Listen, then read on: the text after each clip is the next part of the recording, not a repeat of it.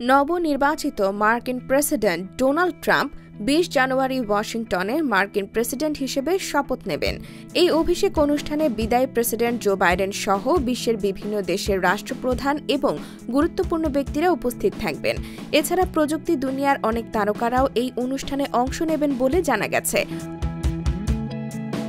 অনুষ্ঠানে মেটার প্রধান নির্বাহী কর্মকর্তা মার্ক জাকারবার্গ, ওপেন এআই এর সিইও স্যাম অল্টম্যান এবং উবারের প্রধান নির্বাহী দারা খসরুশাহী সহ বিভিন্ন প্রযুক্তি প্রতিষ্ঠানের শীর্ষ কর্মকর্তারা উপস্থিত থাকবেন বলে আশা করা হচ্ছে।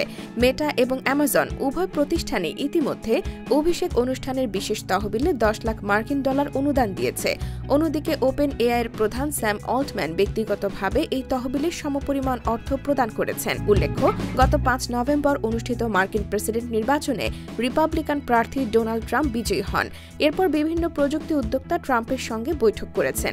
এর মধ্যে মেটার প্রধান নির্বাহী মার্ক জাকারবার্গ দুবার ট্রাম্পের সঙ্গে সাক্ষাৎ করেন এবং মেটার বেশ কয়েকটি নীতিতে পরিবর্তনও আনা হয়েছে।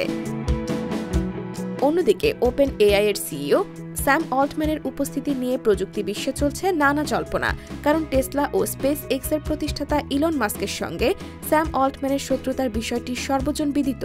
ইলন মাস্ক ওপেন এআই এর বিরুদ্ধে মামলা করেছেন এবং স্যাম অল্টম্যান চেষ্টা করছেন ট্রাম্পের ঘনিষ্ঠ মহলে জায়গা করে নিতে। তবে গুগলের সিইও সুন্দর পিচাই, অ্যাপলের সিইও টিম কুক এবং অ্যামাজনের প্রতিষ্ঠাতা জেফ বেজোস অভিষেক অনুষ্ঠানে যোগ দেবেন কিনা তা এখনো নিশ্চিত নয়।